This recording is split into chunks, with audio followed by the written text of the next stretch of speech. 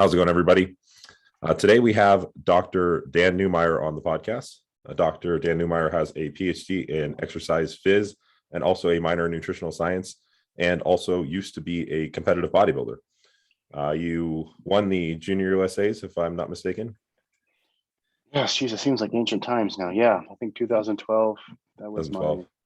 I think it's the second time I did that. Yeah, I finally got the junior level. That was kind of on my way there, I guess, for a little moment there. But Yeah, yes, yeah. I mean, that's pretty big. I mean, as far as bodybuilding goes, the USAs, Junior USAs are pretty prestigious, in the bodybuilding circle. It's interesting. I was looking through your old training, and I found you used to train with Steve Kuklo. Mm-hmm. And it's funny because I remember in high school, I would go through like bodybuilders workouts and I would do them. And I definitely have done your chest workout with him a few times. That's how I used to, the old programming where you just copy the pros and what they do in their training and stuff. Sure. That's really cool. So I would like to talk a little bit about your background. Like, how did you find bodybuilding, and then where did that like transition to academia occur? Like, were you always interested in science and bodybuilding, or something sparked that? Good question. So I guess I would always consider myself or categorize myself as a nerd. I like nerdy things, and I always like skeletal muscle. Those are things I was passionate about. Yeah. I remember when I was younger, I used to redraw Wolverine and Superman because I thought they really just underscored how much muscle they should have as a superhero. So that was kind of nerdy days. But anyways, I always appreciated science, but I didn't know a lot about it, but I appreciated it, and I appreciate the intellectual capacity or the nerdiness of it and trying to understand science. But it didn't really translate to human physiology, which I later gained a passion for. After I was done with high school, I didn't play football. I almost played at kind of a truck stop town in Iowa, but it didn't eventually happen. And I really didn't have an exit or a competitive anything to really do anything. And I was just back down to the typical college age, getting incredibly intoxicated on all the weekend nights as a college student, and no real goal. And it wasn't until I got into bodybuilding, I started training and said enough with that lifestyle, and met some great mentors. One of my great mentors, Adam Applegate, who actually won, he won the Iowa 2, actually went on to collegiate nationals and did really well. And he was what do you call it? I think pre-med. He was an exercise science major at Iowa, and he was one of my dear friends, still dear friends, and a great mentor, along with another friend, Brian Willingham, who was he's now more of a power lifter, strength training individual. But all of which we kind of had a group, and we also appreciated the scientific aspects of training, not just the anecdotal. And from that just kind of bred the bodybuilding desire in that group in a small town of Iowa City, Iowa, which is not really a meathead playground, but and that's actually what drove my desires in academia, is try to get that. It wasn't actually without bodybuilding, I would never had well, how does that work? Well, I wonder how it does this. And if that is true, then how does it equal this and this and this? And that's kind of what bred that. And so I would have to actually put my hat on the bodybuilding background to go, wow, this is kind of really cool.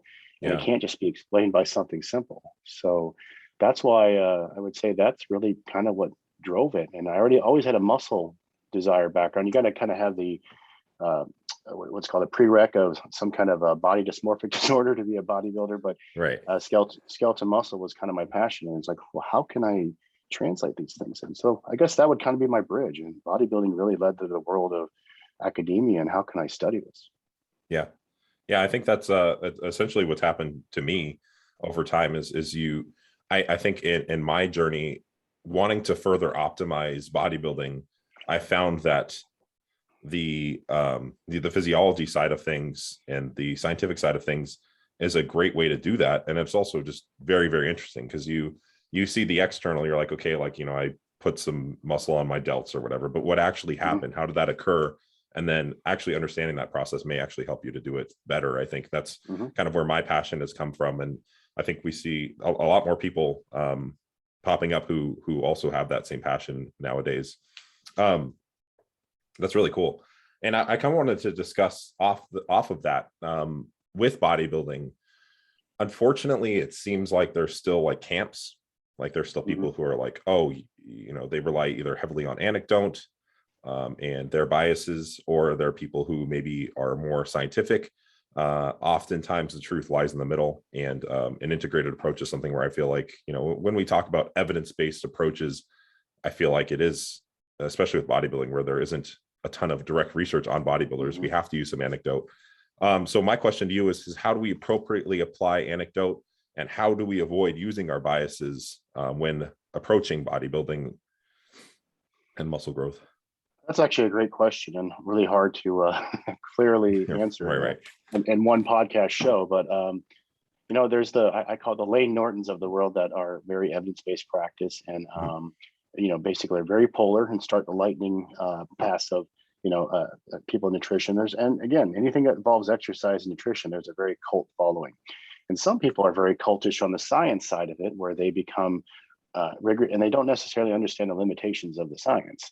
And then there are other people, again, are on the cultish side where it's anecdotal, and humans we're a big mixture of belief systems, and we hold on to them very aggressively, no matter what side of the fence you live on. I'm kind of more of the fence sitter. I like to be, where you appreciate both sides, but understand the limitations of both sides, while not trying to, push one or the other greater.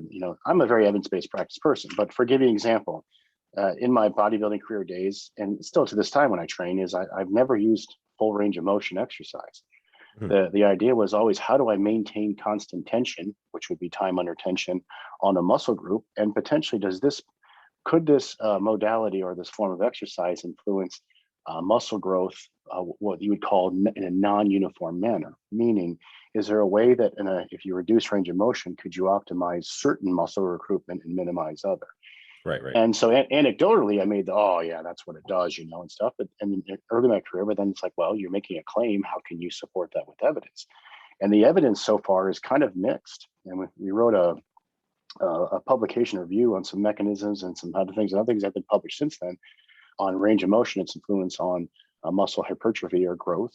And they're actually really conflicting. It's really conflicting. Now there's some showing some and some other better, and it becomes kind of this tug of war. But I think the understanding is the one paper that a lot of people allude to as being that definitively show a full range of motion having greater hypertrophy actually has some limitations in it also. Yeah. Because for example, is 90 degrees knee flexion, is that actual full range of motion squat? Some would argue no. That would Right, only right. be partial. So it just depends on what perspective we're looking for. But I guess my advice is, I started like anyone in this world as anecdotal. I see this. Does this happen? When you start asking the question, what am I missing? If this does indeed influence this outcome, is this the only factor that is influencing that outcome? And Mhm. so I think when people start learning more about a certain topic or area, they become less rigid, less aggressive in their stance, and go, wait a minute, what? Right. Maybe I don't know exactly what there is about this, and that's okay. It really is okay. It's really okay to say I don't know everything there is, and maybe this range of motion is not the greatest thing of all time. And I can also give you some limitations that I've experienced with limited range of motion, but that doesn't mean it happened to me, but doesn't mean it's going to happen to everyone else out there. Yeah. And so it's just kind of one of those things that I think the more you know, the less aggressive your stance becomes on certain topics. And so less cultish, less strong belief systems, more just about, this is what happened to me, but I don't fully understand why. Yeah.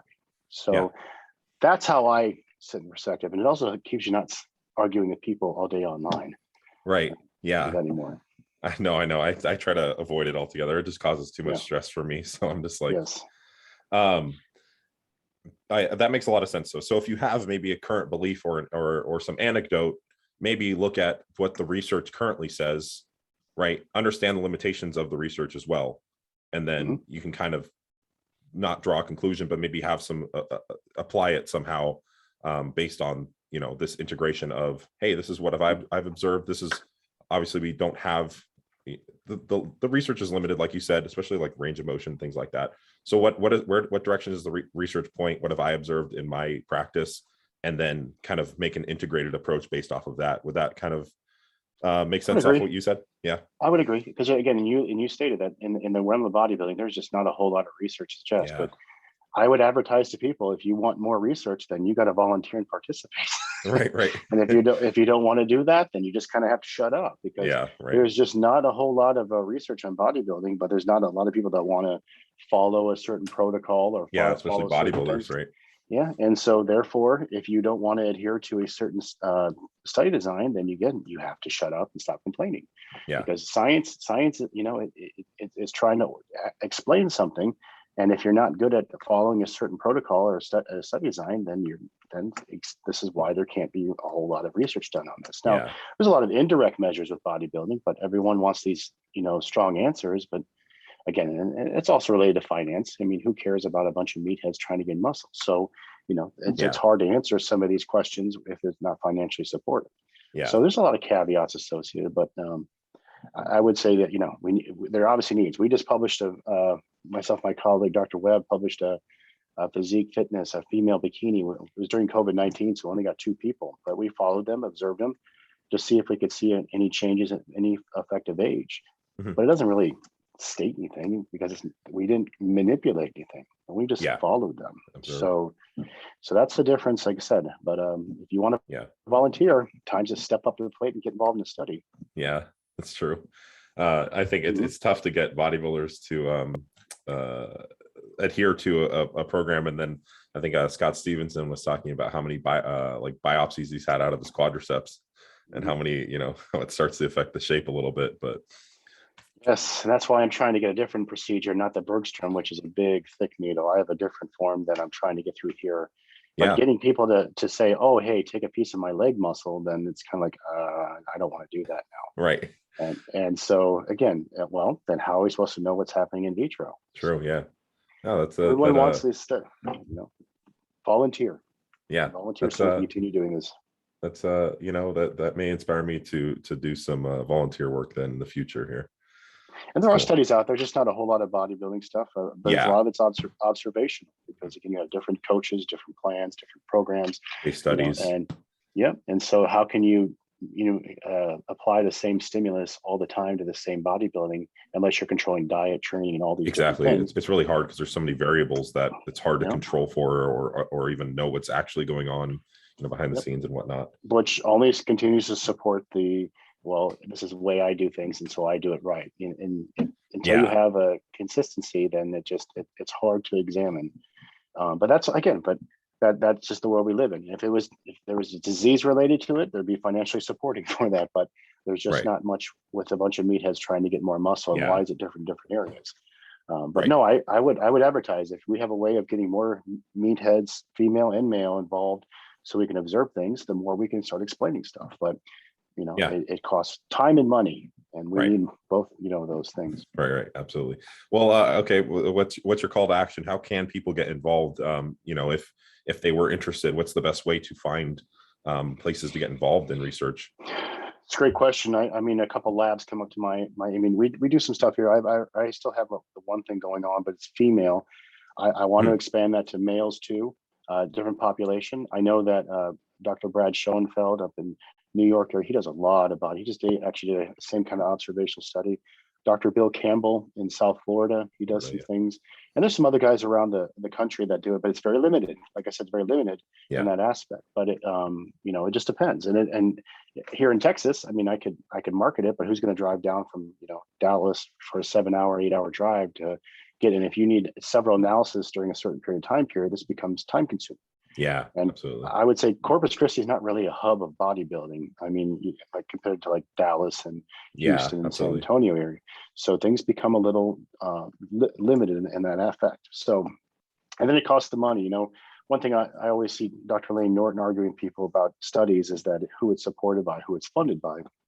And man, science is expensive. It's really, really expensive. And trying to get people to, or agencies or industry, to pay for a study design is difficult. It's not easy. And so you take a population of bodybuilders that are, gain muscle and lose body fat. All right, cool. Well, who's paying for it? If we're looking at all these very objective biochemical analyses, this becomes very expensive. And I don't see any people just handing out money in fistfuls to say, oh, we'll measure this, measure this. Again, so these are the things you have to take consideration. But again, I think the more teamwork, but again, there's labs all over the country. and I'm sure I'm going to miss a few, but those are some ones that come to my mind right away. But there's more and more research coming out, more and more research coming out. Absolutely. So I'm just get involved and find out where the publications are happening and see if you can get involved, because we need the help, especially if you want more data. We need more help. Yeah, definitely. I have, luckily with social media, that's allowed me to kind of see some of these researchers will post up, hey, we need participants for this study. I've done definitely a couple surveys at this point. It's not much, but if I can contribute in any way, it's like, hey, this is 10, 30 minutes of your time. That's always really cool to be able to do that, and social media has allowed us to have that. So if you follow, like, I mean, a lot of the guys Dan just mentioned, a lot of them post up, hey, we're doing this study, or we need help with this. So, and then obviously there are ways to donate as well, and I'm sure if you are interested in, like, I think, like, Bill Campbell's doing great research. If you're interested in his research, I'm sure there's ways to reach out to him and contribute. And I'm sure same with you, Dan. Yeah, that'd be great. Again, we're always looking for, again, and just, I mean, some of these kits that we call that cost lots of money, and this is, again, we're talking $500 just for a kit to measure a certain protein related to skeletal muscle that we wanted. So I mean, and that's not even counting the reagents and all the things that take a muscle sample. So there's a lot to go with this, and people don't understand all the prices that come with it. So therefore, it's hard. It's hard to do the analysis of research. But again, if people want to get involved, I tell you, just getting involved, your time, because not all us always have thousands of dollars to pay people to get in a study either. So right, so exactly. there's so many limitations to do, and why it makes it much more harder. But please, I would suggest, if you have any, anyone that is interested in more research around bodybuilders, well, then start seeing if you can contact the people, or people that may be near there, to get involved. Because I love to answer the questions we did. We found some cool outcome measures with hormones with the older bikini competitor. I would like to expand that to males and get into more skeletal muscle, and I'd like to get into more some more analysis, intramuscular analysis if possible, because that's my next step here. What did you observe? So we looked over roughly a 20-week time period. They both competed in a national show, and also I think I'm trying to go by memory. I think they did a local one did a local show, but they did a national show. We measured metabolic rate, we measured composition, we measured via skeletal muscle, lean body mass, fat mass, water. We directly measured ultrasound musculoskeletal of the deltoid, and for females, this is kind of cool. We brought out first is the glute max. We actually looked at muscle thickness changes of these females, because a lot of females are in bikini. That seems to be muscle. Yet that was never measured before in this population, so, or even period as a measurement. That's why it was kind of cool and translational and related to that actual population. We measured some hormones related to hunger, ghrelin. We measured T3, estrogen. What else did we measure? Leptin. And I found some, and luteinizing hormone. And we found some cool stuff with the older population, or older female relative to the younger female, as far as the difference. But there's not much you can take from it, because it's two people. But absolutely. But it was kind of cool as far as those, and they actually had very similar adaptations. Right. And a lot of the cool things we have that people can look at and go, this is interesting, comparing a 44-year-old female versus a 32-year-old female, and they both had some of the same outcomes, which is really kind of cool. Definitely. Recently there was that study floating around. I don't know if it was one study or a meta-analysis. I think it might have been a meta-analysis of the difference in what is it? I think it may have been resting metabolic rate in different age populations, and they showed like very little decline amongst the whole population. It was like, very, very minimal. That would be in line with what you just said, right? Yep, it's actually really kind of cool. But the thing is, it's a large spectrum. They followed them through their lifetime. There wasn't much of a fall off after the age of 45. People think that their metabolic rate just falls off and goes to sleep, and it has much more than that. But it kind of helped people see that that's not necessarily the case. So that's a cool thing about science, is it takes what our belief system is, moves it to the side and says, this is what happened in this population over time. I think we need to be careful about jumping to conclusions based on what we experience or what we think we do. So no, that was a great paper, and that was a great long first one to do. I think it was in Nature, I believe, which is a high level profile journal. I mean, that definitely anybody who has that bias. I mean, I've talked to so many people, and they just assume with age that their metabolism just slows down. And that was probably, I saw that paper got shared so much on social media, like, because everybody was like, surprised by it, I think, or a lot of people were. And I think some of it was like NEAT was a component, and there were some other things like organ mass and whatnot. Sure. But I wanted to talk so briefly on that a little bit more. Did you observe like the same, or what we observe generally, like the total daily energy expenditure drops more than what an equation would have predicted amongst these competitors? Well, we didn't. So we measured their food intake, but what we did is we measured 4 or 5 days prior to every lab visit.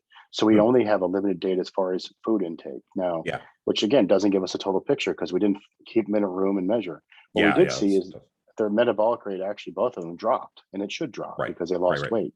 So metabolic rate is completely dependent on. So when weight loss goes down, so does metabolic rate. When people are like, well, what, that doesn't make any sense.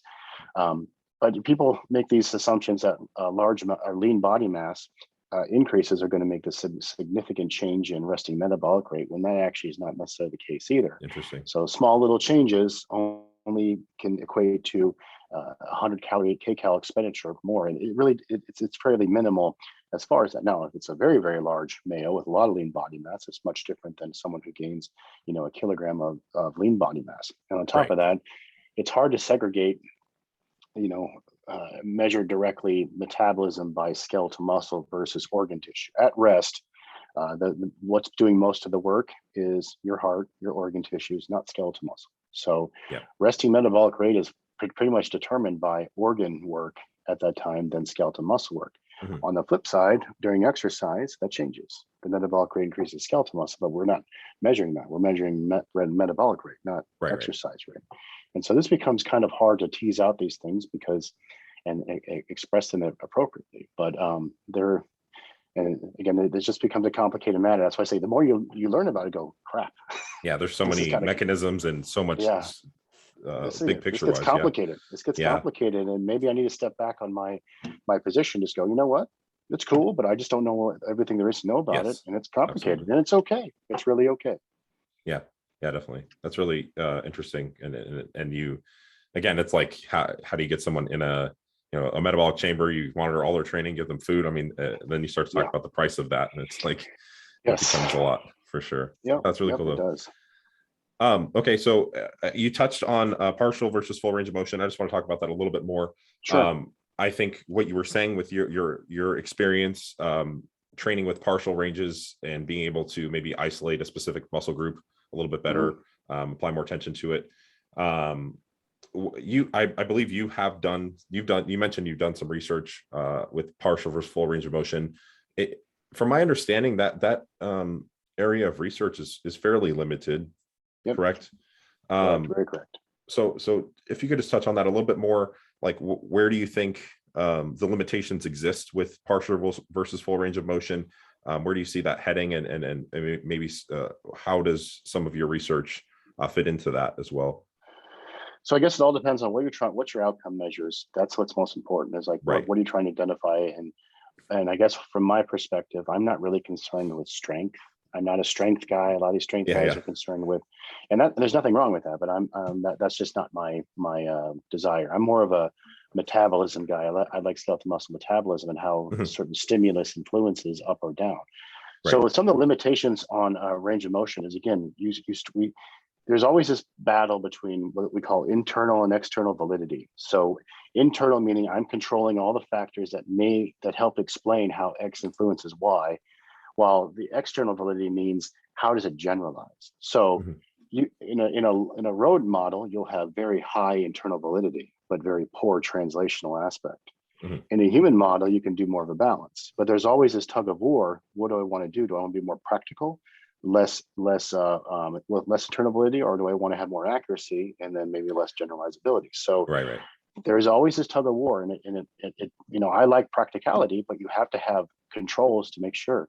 So one of the things I've noticed, a lot of limitations in range of motion studies, only a few, I believe, actually measured joint range of motion, and which is hard. How do you do that real time unless you have electric goniometer?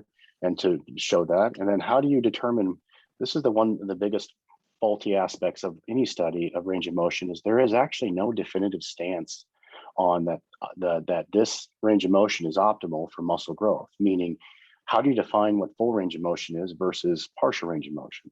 Yeah. Meaning, and when you say full range of motion, is that the barbell touching your chest? What happens if, your chest depth is different than someone else's? So we get into all these little variabilities where it's kind of like, very true. how do you determine what it is? So it's kind of vague, where it's like, the fullest range of motion that you can do at that time on that thing. Yep. So, okay, now does that have an effect on muscle growth or muscle stimulus? And that's where I start asking, we have to control for different things, different factors. So, and then there's the intensity. And as we just discussed, that one paper that one alludes to, I think the 90-degree flexion or parallel was the squat range of motion. So is that optimal, or is it need to go lower than that? Is that what a true squat is almost where basically your butt sitting on the back of your heels? Is that actually a true squat? And can we make the argument? So anyways, there's a lot of limitations. And I guess what needs to be added to these things is, how can you maintain generalizability while trying to improve accuracy and control for variables inside the world that could be generalized to meatheads, so that we could utilize that. So in our lab right now, we actually have a range of motion study going on. I've limited student availability. I haven't gotten a lot of students involved. A few haven't got and then also with COVID-19, it's been troublesome getting participants come in the lab, but we have a acute study and a training study. We're looking at different factors as far as electromyography, measuring electrical activity of all the agonistic musculature, all the muscle that move during a bench press. So anterior deltoid, pec major, as far as sternoclavicular, and then tricep brachii, medial and lateral. We're looking at how range of motion influences myoelectrical activity. We're also looking how range of motion influences post-exercise edema or hyperemia. So everyone alludes to the pump, right? And so what we're looking at is there's some kind of influence on pectoral major hyperemia, and does range of motion influence localized hyperemia? So that's another factor we're looking at post-exercise. We're looking at some lactate production as far as glycolytic metabolism. And then we're also we just added a new component. We're looking at oxygenation. A really kind of cool paper came out not too long ago looking at range of motion and oxygenation. So when the muscle contracts, as far as blood flow, similar to BFR, it kind of ceases. If there's constant contraction, does that limit exiting blood flow? And so we're actually measuring muscle hemoglobin content or oxygenation of muscle to see how range of motion influences that too. So we got quite a few measures going on right now. I had some muscle damage markers associated, but the kits are expensive, and for right now we just went with basic fundamental measures. And we're looking at incline and bench press, flat press, and looking how those differentiate in between these measures. And that's kind of our starter portion of that. And again, if you have more people, more students, you can actually take a whole lot more measures, but you also have to have more time. Right. So, but that's what we're looking at now to see how that influences that, and if that can blossom into a training study. Because acute, that's cool, but acute is acute. One bout doesn't really mean much. Right. So what does it mean? What does it mean? Training effect? Because what I think the question we would like to answer, what the question I think we'd like to answer is, does regional fluid or edema content relate to local muscle hypertrophy? And that's something I'd like to get to. So everyone's talking about the pump, but does that pump actually lead to hypertrophy? That's what I would like to learn. That's really interesting. And that also is kind of dealing with the range of motion as well. And that occlusion effect that you may have, is that different amongst partial versus full? That's really interesting. That's really that's a cool area of research for sure. So I would love to see that and more on that, because that's to me, it's really exciting to hear stuth like that. That's always like want to get on that, and I hope we can get it. Just trying to get enough people so we can get the thing in motion. And it's just COVID-19's affected all of us, and in research that humans, it's been a tough sledding. So I'm hoping we can get things off the ground. Definitely. Have you seen it like doing a little better since the initial onset of everything? Yes, things are coming along, but again, the resurgence, and students, a lot of people are not trying to, or not wanting necessarily to get involved in this, and there's still a lot of concern, and rightfully so. but Yeah, I just, absolutely. it would be nice to get into back to some kind of norm, where we could start getting some work done, where people feel like they're, because when you get into a laboratory, it's all hands-on, close proximities, and Yeah. people, so it becomes tough, So I'm hoping so. I'm hoping it gets better, because it really dampens some of our ability. Now, some of the elite labs, they can keep moving forward, but us small timers that are trying to Yeah. get people in, that does become a troublesome area. Yeah, definitely. A lot of the smaller organizations are Yep. struggling as a result. Yep. Well, all right, cool. So I wanted to talk a little bit. This is something that is like so prevalent, and I feel like we have a lot of research in one direction. And it's on cold water immersion versus heat therapy. And I definitely see some very like elite level bodybuilders still applying cold water immersion.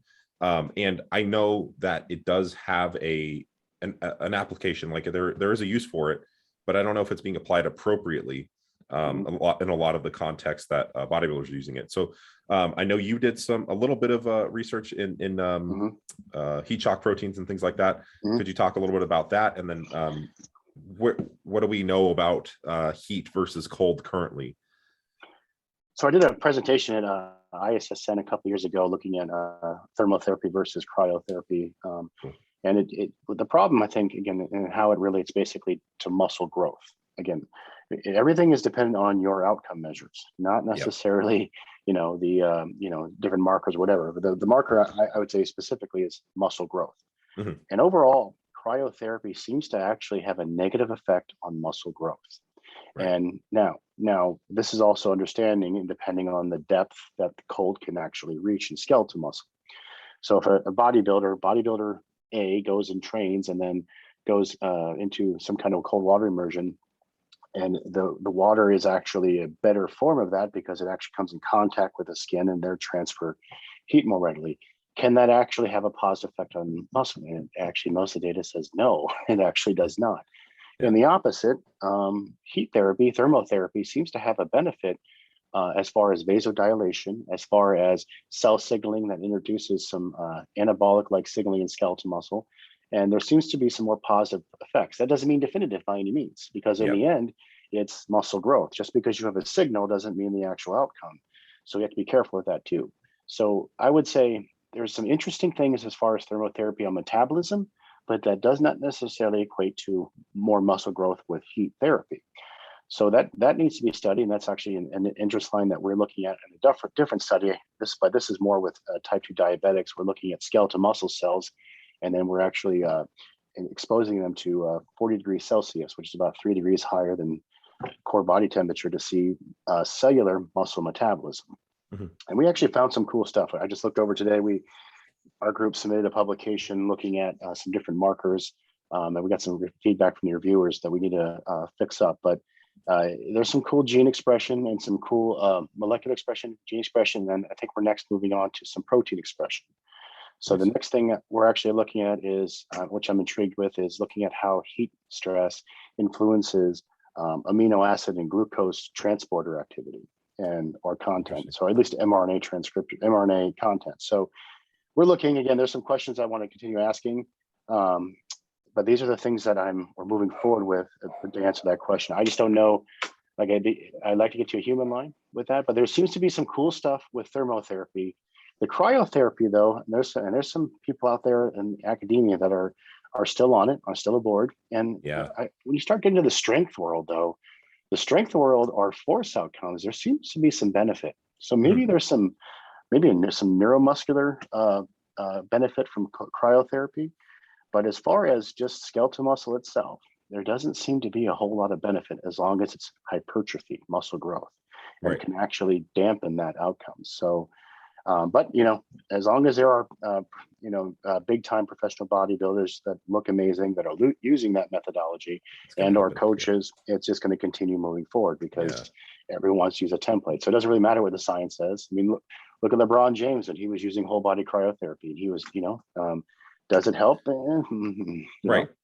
Well, and it's important to understand, like, I mean, I don't know if LeBron James knew why he was applying it, but for a competitive athlete, it might be beneficial because, the it blunts acute adaptive response from exercise. But if you have a game coming up and you need to perform, and you have some pain and some inflammation, and that lowers that, then yes, you could probably perform better than if you didn't use that modality. But understanding why that is being applied in other sports, and where it is actually appropriate to apply it is really important, right? If you're trying to maximize hypertrophy, you need those adaptations. And so doing something like immersing yourself in an ice bath is a net negative from what we can tell, right, on hypertrophy.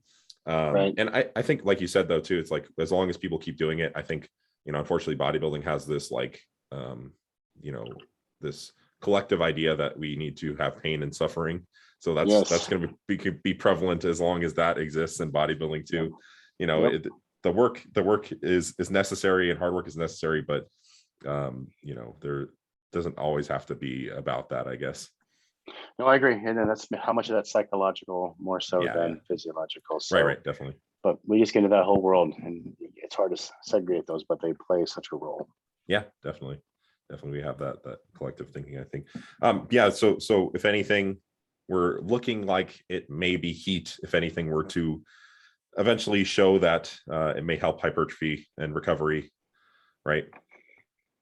Yes, it does seem to have some benefit. Again, until you have the whole picture, this actually shows directly there is hypertrophy more so with heat stress, then it's hard to make that significant statement. I mean, even with increases in lean body mass with heat stress, if there's only like a 0.5 grams, you have to be careful. You have to be careful about these things. So we have to be careful. But it's the metabolism. It's from the perspective, it seems like metabolism seems to lean towards thermotherapy. Less so than cryotherapy, but overall, again, we need a full picture before you can start making those statements, and a training study, obviously, to see that effect. So, absolutely. But I'm, and also, and how do you determine intensity? Why is, how is 40 degrees Celsius optimal, or 39 degrees optimal, or maybe it's beyond that where it's 100, 4 or 6 degrees, which is actually detrifying or potentially harmful. That maybe seems to be optimal. So back to that internal external validity. So everything is kind of like that. We have to be careful. And that's why knowing the science, or at least talking to people that maybe know the science, so you can kind of go, okay, now I see why this is problematic, or why this could be used. So it's just the nuances that become important before you make a conclusion statement on some of these outcomes. Yeah, I think practicality is huge there. It's like you can't throw someone in a hot tub with it cranked up to max and burn their skin. And then the ethics too, right? It's a moot point. Then you start looking, exactly, ethical aspect, exactly. Right. But I think what you're doing is really important too, because if we didn't understand it on a mechanistic level, on a very deep level, we can't then take a step. Like we observe these things on the cellular level, and then we can take a step back and it's like, okay, does this produce the outcome we're looking for in training and stuff? So that's so important, and that shouldn't get lost for sure. Exactly.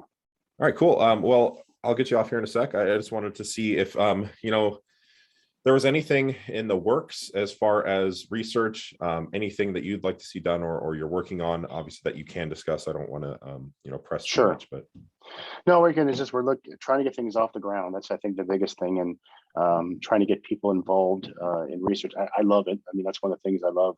We don't really get credit as a professor getting people involved in research, but when you love it, it's a huge teaching modality, and that's how you get people involved. And some people are just intrinsically nerds. They just want to know more, and they just want to get in the lab and learn stuff. And I think when people understand that you don't have to be a certain type, that's one thing about being a meathead, is that you have questions, get in the lab, learn the process. And I think getting in the lab is so practical, because then you can actually see how all this is done.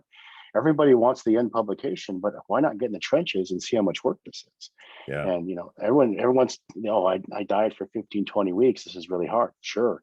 Have you ever done a research study?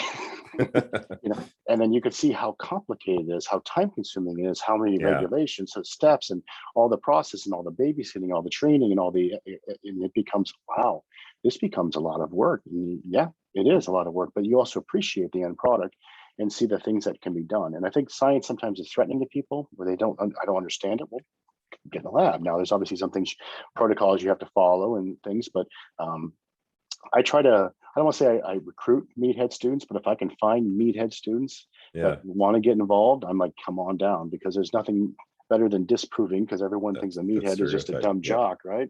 And Right. so why not get into a world where you can be a meathead and know stuff, and be, know the laboratory, and exercise your ability to understand science, and then answer some of these questions that you want to. I think a brilliant meathead is something to behold, and they're out there. A lot of them are out there. They just need more Yeah. of the invitations to come in the laboratory and get in the world of academia or even research to understand that they too can have that ability. Because if I Right. can do it, anybody can do it, really. Right. And I make that, I mean, it kind of sounds justly, but anyone can really do this work, but it's fun. It's really rewarding to get that. I mean, obviously competing is fun, but I mean, research, I mean, it touches a lot of people, and helps a lot of people, more so than I think I could ever do on a bodybuilding stage.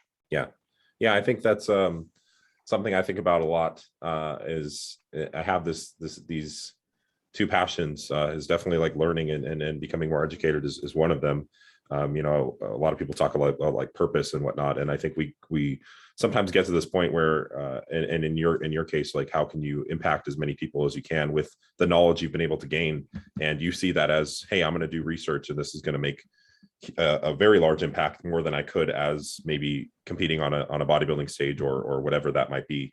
But on the side of learning, it's such a, from what I found, it's just such a great thing. It's like you said, once you start to understand, you start to learn how much you don't know. And for me, that's exciting, because I'm like, I could learn forever. And it definitely contributes to my purpose a lot, where it's like, I could continue to learn these things and potentially have an impact on in the future. But at the end of the day, I just love this stuff. I love bodybuilding. I love the science of bodybuilding, and they don't have to be mutually exclusive, so Correct. I think that's really exciting for me.